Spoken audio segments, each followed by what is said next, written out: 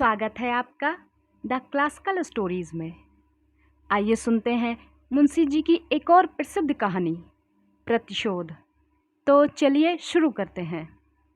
माया अपने तिमंजिले मकान की छत पर खड़ी सड़क की ओर उद्विग्न और अधीर आंखों से ताक रही थी और सोच रही थी वह अब तक क्यों नहीं आए, कहाँ देर लगाई। इसी गाड़ी से आने को लिखा था, गाड़ी तो आ गई होगी।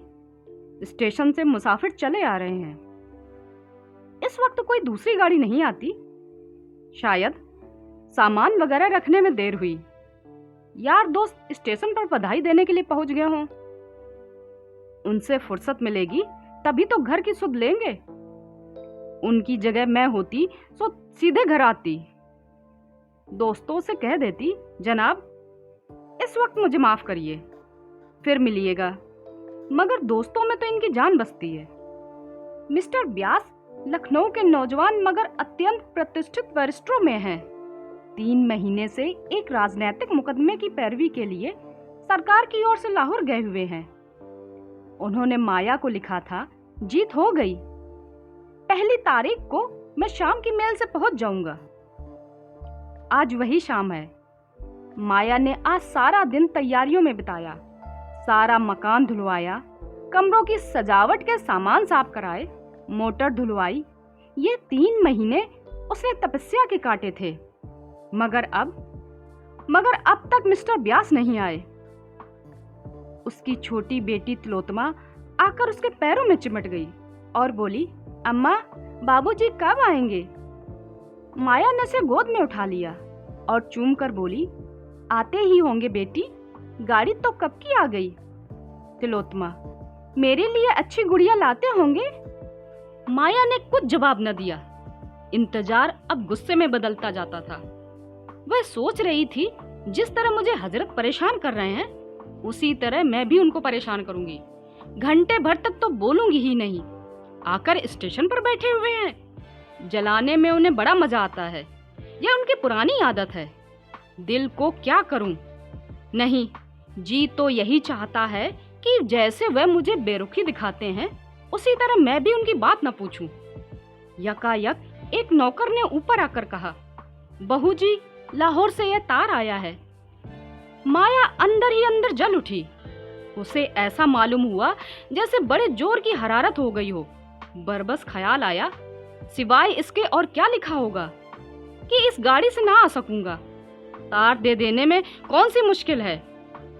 मैं भी क्यों ना तार दे दूं कि मैं 1 महीने के लिए मैके जा रही हूं। नौकर से कहा, तार ले जाकर कमरे की मेज पर रख दो। मगर फिर कुछ सोच समझकर उसने लिफाफा ले लिया और खोला ही था कि कागज हाथ से छूटकर गिर पड़ा। लिखा था, मिस्टर व्यास को आज 10 बजे रात किसी बदमाश ने कत्ल कर दिया। कई महीने बीत गए मगर खूनी का अब तक पता न चला। खुफिया पुलिस के अनुभवी लोग उसका सुराग लगाने की फिक्र में परेशान हैं। खूनी को गिरफ्तार करा देने को 20,000 रुपए इनाम दिए जाने का ऐलान भी कर दिया है, मगर कोई नतीजा नहीं। जिस होटल में मिस्टर व्यास ठहरे थे उसी में 1 महीने से माया ठहरी हुई है। उस कमरे से उसे प्यार सा हो गया है। उसकी सूरत इतनी बदल गई कि अब उसे पहचानना मुश्किल है। मगर उसके चेहरे पर बेकसी या दर्द का पीलापन नहीं, क्रोध की गर्मी दिखाई पड़ती है। उसकी नसीली आंखों में अब खून की प्यास है और प्रतिशोध की लपट। उसके शरीर का एक-एक कण प्रतिशोध की आग से जला जा रहा है। अब यही उसके जीवन का ध्येय है, यही उसकी सबसे बड़ी अभिलाषा। उसके प्रेम की सारी निधि अब यही प्रतिशोध का आवेग है। जिस पापी ने उसके जीवन का सर्वनाश किया उसे अपने सामने तड़पते देखकर उसकी आंखें ठंडी होंगी। खुफिया पुलिस भय और लोभ, जांच और पड़ताल से काम ले रही है, मगर माया ने अपने लक्ष्य पर पहुंचने के लिए एक दूसरा ही रास्ता अपनाया। मिस्टर व्यास को प्रेत विद्या से लगाव था। उनकी संगत में माया ने कुछ आरंभिक अभ्यास किया था। उस वक्त उसके लिए यह एक मनोरंजन था, मगर अब यही उसके जीवन का संबल था। वह रोजाना तिलोत्तमा पर अमल करती और रोज बरोज अभ्यास बढ़ाती जाती। वह उस दिन का इंतजार कर रही थी जब अपने पति की आत्मा को बुलाकर उनसे खूनी का सुराग लगा सकेगी। वह बड़ी लगन से, बड़ी एकाग्रता से अपने काम में व्यस्त थी। रात के 10 बज गए थे। माया ने कमरे को अंधेरा कर दिया था और तिलोत्तमा पर अभ्यास कर रही थी। यकायक उसे ऐसा मालूम हुआ कि कमरे में कोई दिव्य व्यक्तित्व आया।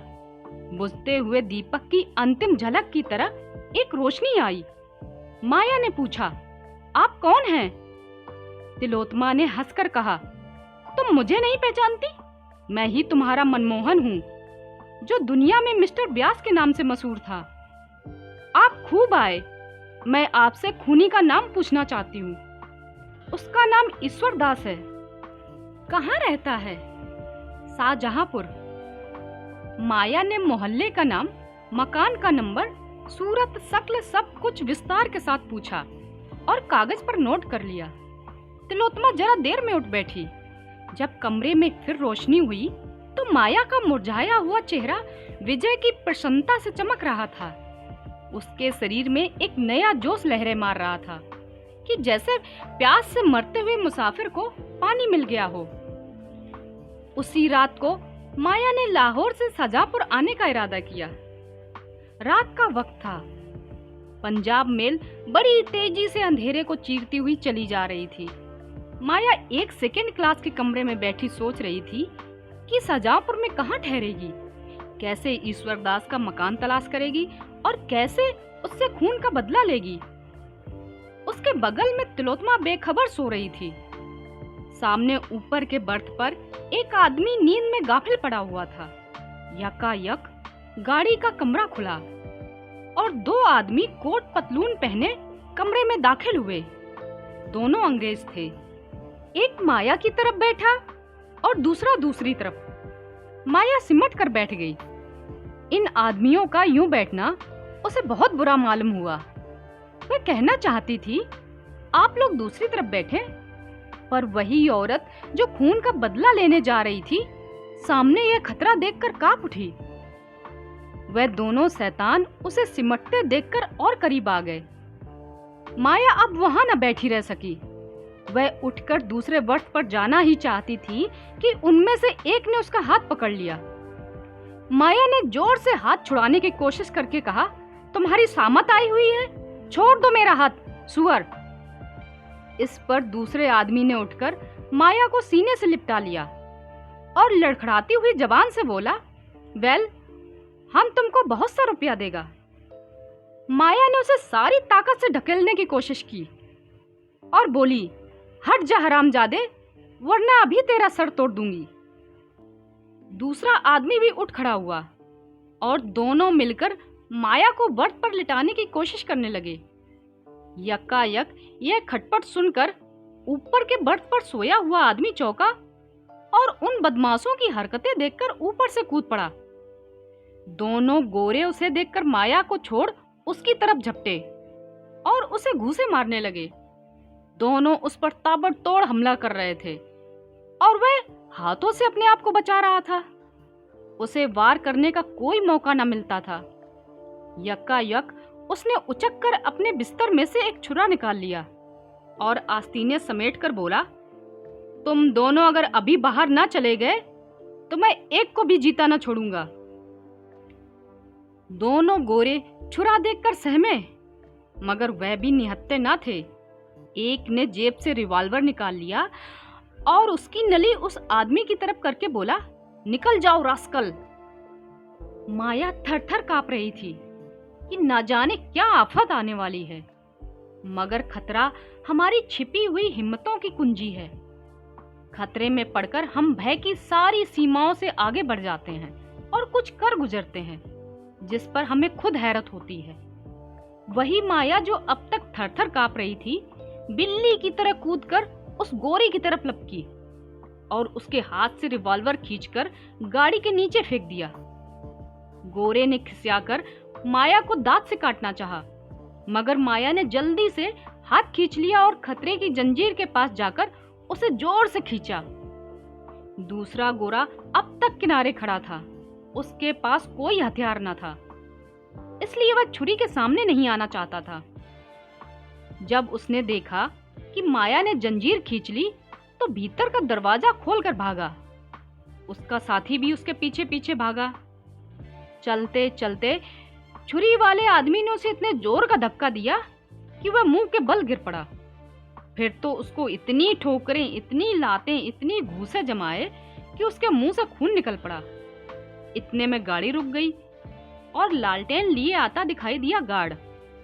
मगर वे दोनों शैतान गाड़ी को रुकते देख बेतहाशा नीचे कूद पड़े और उस अंधेरे में न जाने कहां खो गए। गार्ड ने भी ज्यादा छानबीन ना की और करता भी तो उस अंधेरे में पता लगाना मुश्किल था। दोनों तरफ खड्ड थे, शायद किसी नदी के पास थी। वहां 2 क्या 200 आदमी उस वक्त बड़ी आसानी से छिप सकते थे। 10 मिनट तक गाड़ी खड़ी रही, फिर चल पड़ी। माया ने मुक्ति की सांस ली और कहा, आज आप ना होते तो ईश्वर जाने मेरा क्या हाल होता। आपके कहीं चोट तो नहीं आई? उस आदमी ने छुरे को जेब में रखते हुए कहा, बिल्कुल नहीं। मैं ऐसा बेसुध सोया हुआ था कि उन बदमाशों के आने की खबर ही ना हुई, वरना मैं उन्हें अंदर पांव रखने ही ना देता। अगले स्टेशन पर रिपोर्ट कर दूंगा। माया, जी नहीं, बेकार में बदनामी होगी और परेशानी होगी। रिपोर्ट करने से कोई फायदा नहीं। ईश्वर ने आज मेरी आबरू रख ली। मेरा कलेजा अभी तक धक धक कर रहा है। आप कहां तक चलेंगे? मुझे शाहजहांपुर जाना है। वहां तक तो मुझे भी जाना है। शुभ नाम क्या है? कम से कम अपने उपकारक के नाम से अपरिचित तो ना रहूं। मुझे तो ईश्वर दास कहते हैं। माया का कलेजा धक से हो गया। जरूर ये वही खूनी है। इसकी शक्ल सूरत भी वही है जो उसे बतलाई गई थी। उसने डरते डरते पूछा, आपका मकान किस मोहल्ले में है? ईश्वर दास ने मोहल्ला बताया। माया का दिल बैठ गया। उसने खिड़की से बाहर सिर निकालकर एक लंबी सांस ली। हाय, खूनी मिला भी तो इस हालत में, जब वह उसके एहसान के बोझ से दबी हुई है। क्या उस आदमी को वह खंजर का निशाना बना सकती है, जिसने बगैर किसी परिचय के सिर्फ हमदर्दी के जोश में ऐसे गाढ़े वक्त में उसकी मदद की? जान पर खेल गया। वह एक अजीब उलझन में पड़ गई। उसने उसके चेहरे की तरफ देखा। शराफत झलक रही थी। ऐसा आदमी खून कर सकता है, इसमें उसे संदेह था। ईश्वर दास ने पूछा, आप लाहौर से आ रही हैं ना? शाहजहांपुर में कहाँ जाइएगा? अभी तो कहीं धर्मशाला में ठहरूंगी। मकान का इंतजाम करना है। ईश्वर दास ने ताज्जुब से पूछा, तो आप वहां किसी रिश्तेदार या किसी दोस्त के यहाँ नहीं जा रही? कोई ना कोई मिल ही जाएगा। यूं आपका असली मकान कहाँ है? असली मकान पहले लखनऊ था, अब कहीं नहीं है। मैं बेवा हूँ। ईश्वर दास ने शाहजहांपुर में माया के लिए एक अच्छा मकान तय कर दिया और एक नौकर भी रख दिया। दिन में कई बार हालचाल पूछने आता। माया कितना ही चाहती कि उसके एहसान न ले, उससे घनिष्ठता न पैदा करे, मगर वह इतना नेक और इतना शरीफ था कि माया मजबूर हो जाती थी। एक दिन वह कई गमले और फर्नीचर लेकर आया। कई खूबसूरत तस्वीरें भी थीं। माया ने त्योरियां चढ़ाकर कहा, मुझे साज सामान की बिल्कुल जरूरत नहीं, आप नाहक तकलीफ करते हैं। ईश्वर दास ने इस तरह लज्जित होकर कहा जैसे उससे कोई बड़ी भूल हो गई हो। मेरे घर में ये सारी चीजें बेकार पड़ी थी, आकर रख दी। मैं इन टीम टाम की चीजों की गुलाम नहीं बनना चाहती। ईश्वर दास ने डरते हुए कहा, अगर आपको नागवार हो तो उठा ले जाऊं। माया ने देखा कि उसकी आंखें भर आईं। मजबूर होकर बोली, अब आप ले ही आए हैं तो रहने दीजिए, मगर आगे से ऐसी कोई चीज न लाइएगा। एक दिन माया का नौकर न आया। माया ने 8 बजे तक उसकी राह देखी। जब तब भी ना आया तो उसने झूठे बर्तन मांजने शुरू किए। उसने कभी अपने हाथ से चौका बर्तन करने का संयोग ना हुआ था। बार बार अपनी हालत पर रोना आता था। एक वह दिन था कि उसके घर में नौकरों की एक पलटन थी। आज उसे अपने हाथों बर्तन मांजने पड़ रहे हैं। तिलोत्तमा दौड़ दौड़ कर बड़े जोश से काम कर रही थी। उसे कोई फिक्र न थी। अपने हाथों से काम करने का, अपने को उपयोगी साबित करने का ऐसा अच्छा मौका पाकर उसकी खुशी की सीमा न रही। इतने में ईश्वरदास आकर खड़े हो गए और माया को बर्तन मांजते देखकर बोले, ये आप क्या कर रही हैं? रहने दीजिए, मैं अभी एक आदमी को बुलवाए लाता हूँ। आपने मुझे पहले क्यों नहीं खबर दी? राम राम, उठाइए वहां से। माया ने लापरवाही से कहा, कोई जरूरत नहीं, आप तकलीफ ना करें, मैं अभी मांज लेती हूँ। इसकी क्या जरूरत है, मैं 1 मिनट में आता हूँ। नहीं, आप किसी को ना लाइए, मैं इतने से बर्तन आसानी से धो लूंगी। अच्छा तो लाइए, मैं भी आपकी कुछ मदद करूं।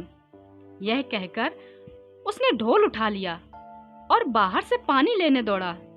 पानी लाकर उसने मजे हुए बर्तनों को धोना शुरू किया। माया ने उसके हाथ से बर्तन छीनने की कोशिश करके कहा, आप क्यों मुझे शर्मिंदा करते हैं?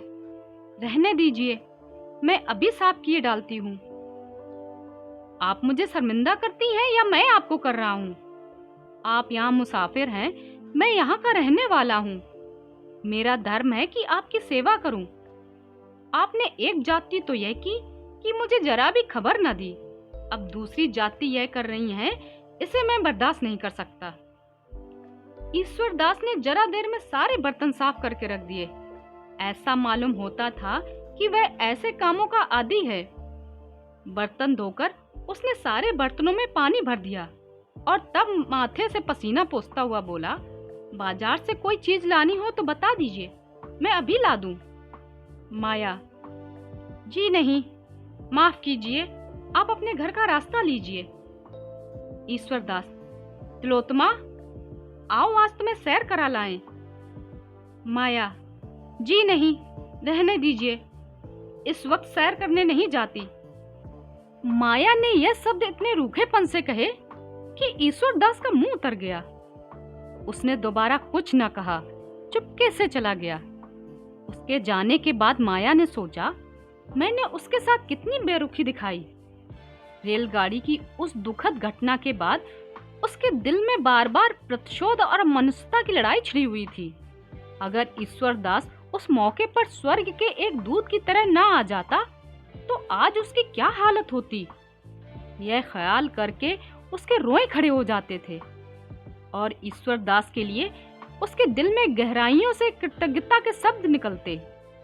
क्या अपने ऊपर इतना बड़ा एहसान करने वाले के खून से अपने हाथ रंगेगी? लेकिन उसी के हाथों उसे यह मनहूस दिन भी तो देखना पड़ा। उसी के कारण तो उसने रेल का यह सफर किया, वरना वह अकेले बिना किसी दोस्त या मददगार के सफर क्यों करती। उसी के कारण तो आज वह वैधव्य की विपत्तियां झेल रही है और सारी उम्र झेलेगी।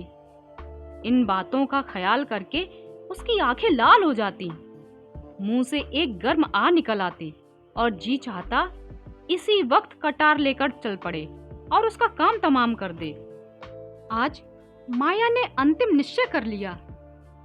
उसने ईश्वरदास की दावत की थी, यही दावत उसकी आखिरी दावत होगी। ईश्वरदास ने उस पर एहसान जरूर किए थे, लेकिन दुनिया में कोई एहसान, कोई नेकी उस शोक के दाग को नहीं मिटा सकती। रात के 9 बजे ईश्वरदास आया तो माया ने अपनी वाड़ी में प्रेम का आवेग भरकर कहा, बैठिए, आपके लिए गर्म गर्म पूरियां निकाल दूं। ईश्वरदास, क्या अभी तक आप मेरे इंतजार में बैठी हुई हैं? नाहक गर्मी में परेशान हुई। माया ने थाली परोसकर उसके सामने रखते हुए कहा, मैं खाना पकाना नहीं जानती, अगर कोई चीज अच्छी ना लगे तो माफ कीजिएगा। ईश्वरदास ने खूब तारीफ करके एक एक चीज खाई। ऐसी स्वादिष्ट चीजें उसने अपनी उम्र में कभी ना खाई थी। आप तो कहती थी मैं खाना नहीं बनाना जानती, तो मैं क्या गलत कहती थी? बिल्कुल गलत। आपने खुद अपनी गलती साबित कर दी। ऐसे खस्ते मैंने जिंदगी में कभी ना खाए थे। आप मुझे बनाते हैं। अच्छा साहब, बना लीजिए। जी नहीं, मैं बनाता नहीं, बिल्कुल सच कहता हूँ। किस किस चीज की तारीफ करूँ? चाहता हूँ कोई ऐब निकालूं, लेकिन सूझता ही नहीं। अब कि मैं अपने दोस्तों की दावत करूंगा तो आपको एक दिन तकलीफ दूंगा। हाँ, शौक से कीजिए, मैं हाजिर हूँ। खाते खाते 10 बज गए। तिलोत्तमा सो गई। गली में भी सन्नाटा हो गया। ईश्वरदास चलने को तैयार हुआ तो माया बोली, क्या आप चले जाएंगे? क्यों ना आज यहीं सो रहिए। मुझे कुछ डर लग रहा है। आप बाहर के कमरे में सो जाइए, मैं अंदर आंगन में सो जाऊंगी।